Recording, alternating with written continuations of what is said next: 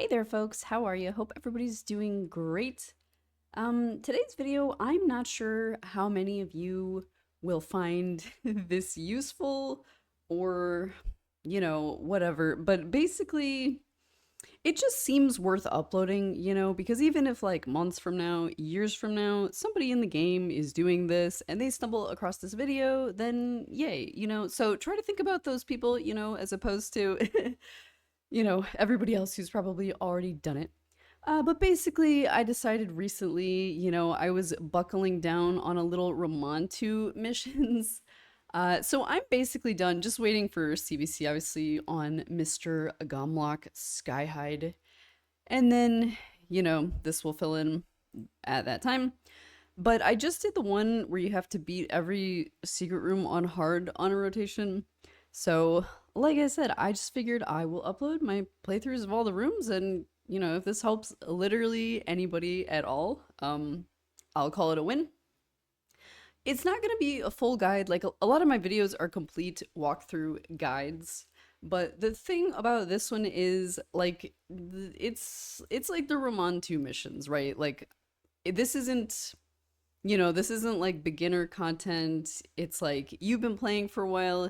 You had to make it to gold tag team to get to this mission. So like needless to say, you have some good champions. I know you do. I know you know how to build a champion that is acceptable and usable in endgame content, etc., etc. So I'm not going to show you like every single build of every single champion, hundreds or whatever that I mean, I guess dozens that I'm using in these rooms. So, because, most of it's like, you guys know how to play the game, etc. Um, but yeah, okay. So let's go. I just I just kind of recorded it. So first one is epics only. I'm not even going to justify this one with an explanation. Literally, I mean, look at like the amount of champions I can use is scrolling off the page. Just click on 5 champions, and these first ones should be a freebie. Like there's one on some rotations where it's just like rank 6 champions. Like it's free, you guys. Okay. I also realized like halfway through making this that I think I stole some gear from my Genbo. But needless to say, I will not. I won't bore you with the whole thing. Needless to say, these champions do win. I know we're all surprised. We thought it was going to lose SR1, but I promise you it was fine. So yeah, obviously you should have lots of epics by this point, and pick whichever ones you want. Secret Room 2, Dark Elves only. Again, this is a very strong faction, and it's pretty strong with accessible champions, right? Like you should have Mithrala. You don't have to have Lydia. Maybe you do when you're doing this, but it's definitely not necessary. You could have Visix the Unbowed. You can have Kale. You can have Madame Ceres. You could have Coldheart. You could have Sylar, Void Epic. So definitely a lot of good options here. I would not expect somebody at this point in the missions to be struggling on this. Actually, you know what? You have to have completed Faction Wars. So yeah, you do have Lydia. I know you do. So yes, you have to have that. So yeah, obviously, super strong faction, a lot of good champions here. And you have like all the makings of a wave clearing team, right? You have like Hex, you have like decreased defense and weaken. So it's actually, it's a functionally very, very solid team, right? So there you go. And like I've talked about this before, I don't associate with gear switching. I'm not a gear switcher at all. I do have like a semi decent build on Kale, 24/7. If you need to do like a swapperoo, do what you got to do. I personally don't do that at all. I like to keep everybody that I use well geared to the best of my ability.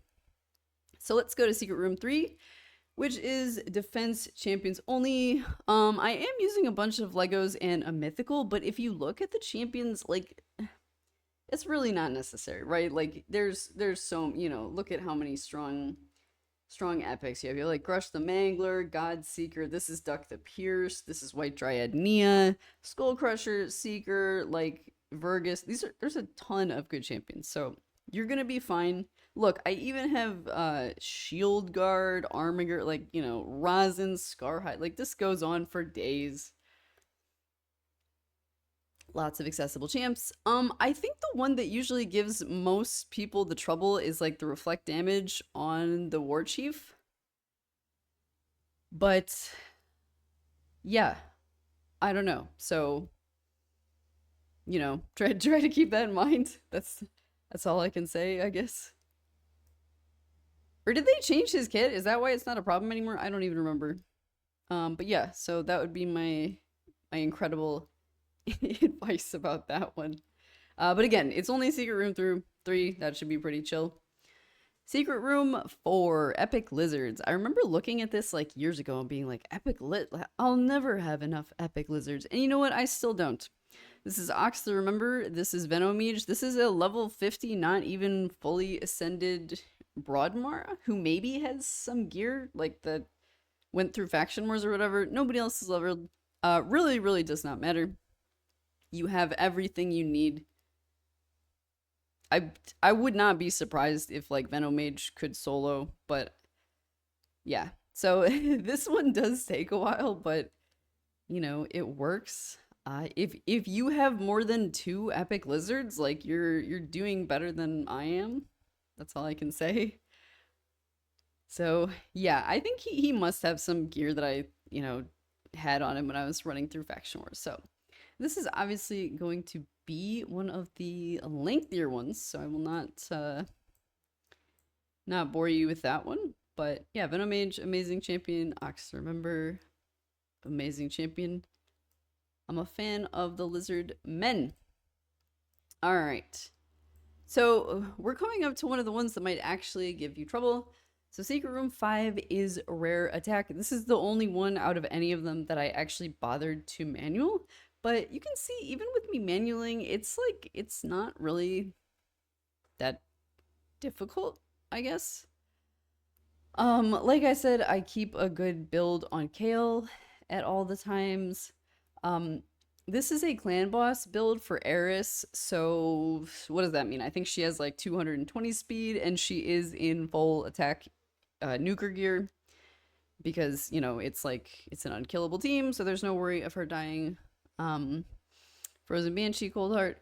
War Maiden's good. I don't actually have it set up. Like, if you had this actually set up, you could have your War Maiden go first with the drop defense. Mine is, you know, in a very old build. It's not current, so basically all of my other champions are faster than her. So I will show you this one in full, just in case you're not sure how to approach it. So AoEs, I use the A1 on Frozen Banshee because she has the mastery where she's decreasing the turn meter, so I'm kind of using it as a little bit of control. Like I said, my War Maiden is not in sync whatsoever, but it will allow me, you know, to just take out all of these with Eris and her passive, so can't complain about that one.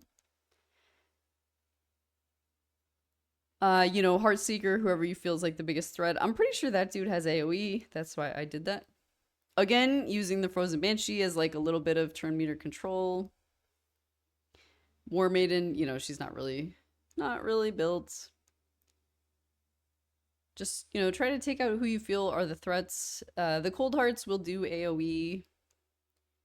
And I'm pretty sure I even just start losing people here, and I don't care, I guess. So again, I'm doing my little turn meter reduction. Can come back out with the Kale, you know, ability.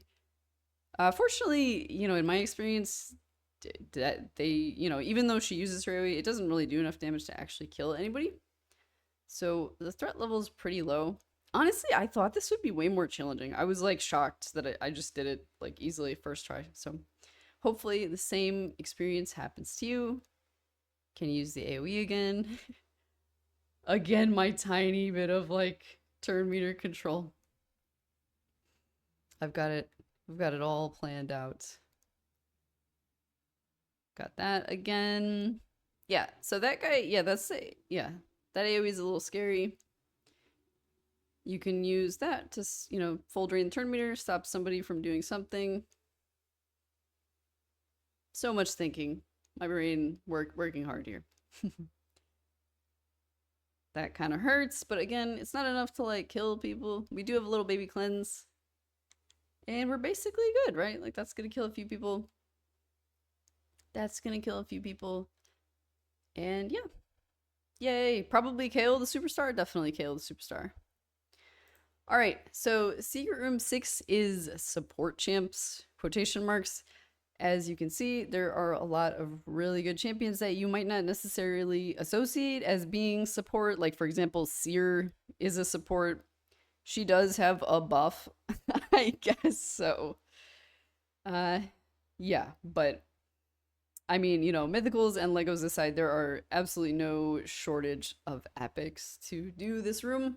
You know, I'm taking off my mythical just to prove to you guys that it's not necessary. But yeah, again, you know, you should have a lot of stuff in this room. Self-explanatory. Self-explanatory. Should be an easy one, right? All right, I don't know why I backed it up.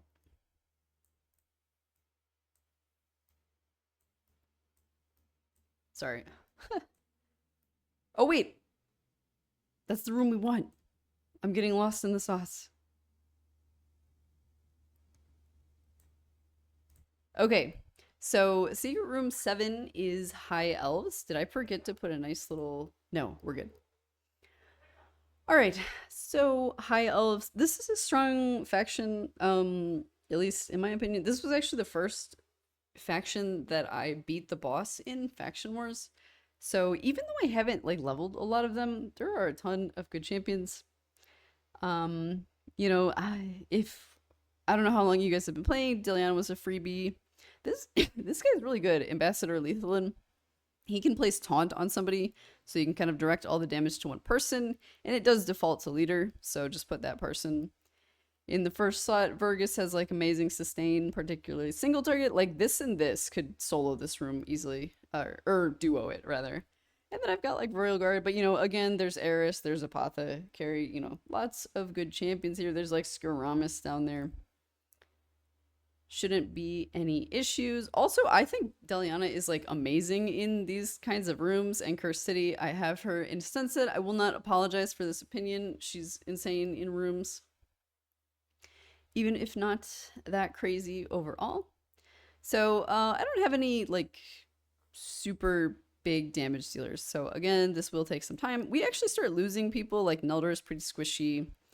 Probably lose Royal Guard at some point, but you know, like I said, like if I can see it's gonna win anyway, I'll just let it go. I don't, you know, this isn't Faction Wars. Everybody doesn't need to be alive, so who cares? Yeah, and then like I said, I mean, he's just giving her, you know, he's putting the taunt. He's giving her perma, ally protect, perma continuous heal, perma, you know, so this is Vergus is a really good single target support. I mean, I guess even like 230, that wasn't that bad. All right, number 8, Epic Spirit Champions. Again, I mean, look at how many good champions are in this. I don't even have some of them leveled. Like Trumbor, that's a good champion. Finax, that's a good champion. Maybe you have the Demonspawn Reviver guy leveled. I don't. Oh, I guess I'm not using either Deacon Armstrong. That seems like a mistake because this team could... Oh, no, I guess I have Stagnite. Whatever. But yeah, obviously tons of good champions. Like, you know, the ones I have here. Vergus again. Deacon Armstrong. This is Sandlash Survivor. Lots of good champions. Should be no problemo.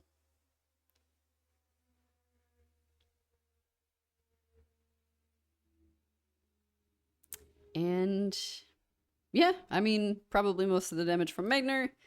You've got control from, you know, a little bit from Vogoth, who's just a good champion in general. Couple provokes here. Lots of good spirit epics though, right? So again, I will not bore you with the finer details of the spirit epics, but another pretty quick one, gonna be like a minute and a half. I put my Grush in... I did the 6-star crushing run, but he just doesn't really... he never really deals that much damage, so... sad, but I tried.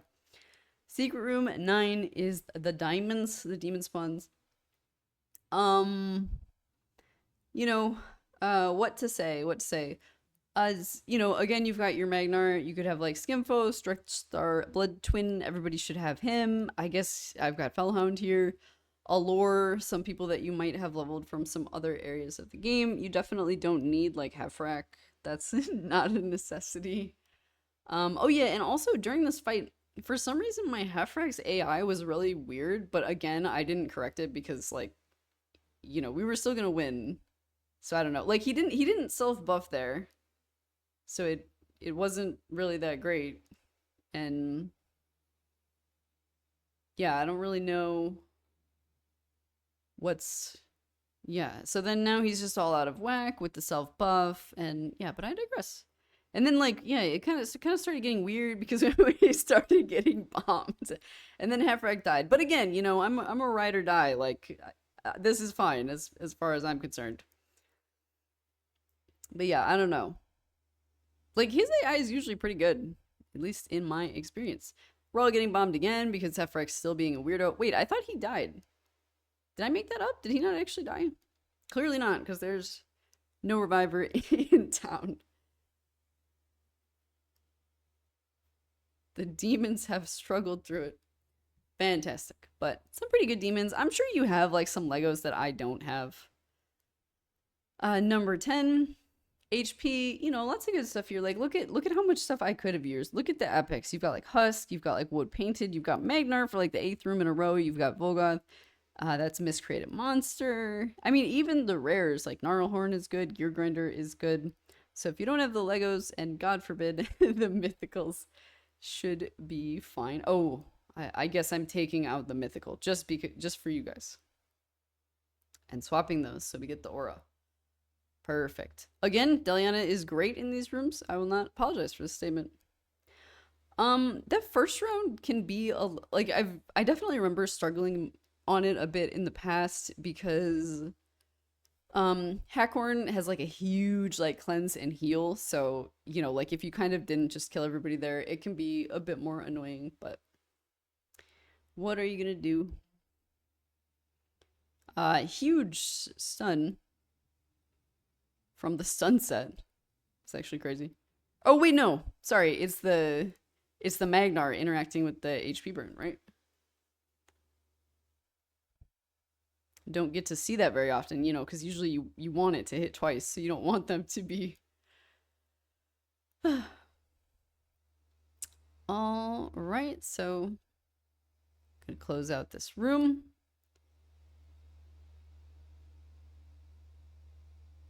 Taragi's an amazing champ. Also, again, Deliana is good. I will not apologize for this opinion. Okay, so there is the HP. Secret Room 11 is the Epic Undead Hordes.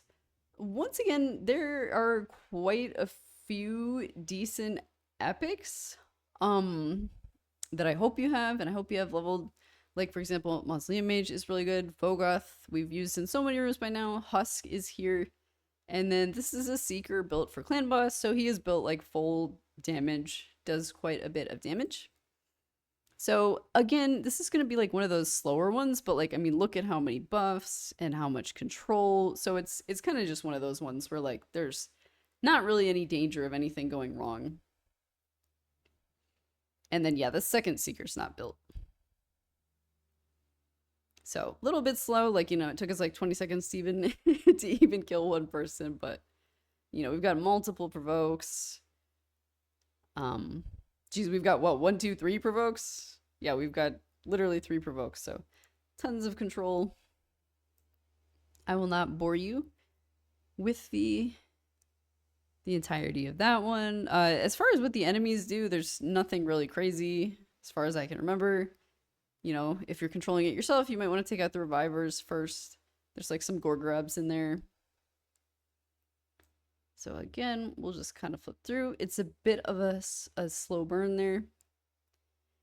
And then, oh, I'll wait it out. Okay, so the very last room is just Void Champs only.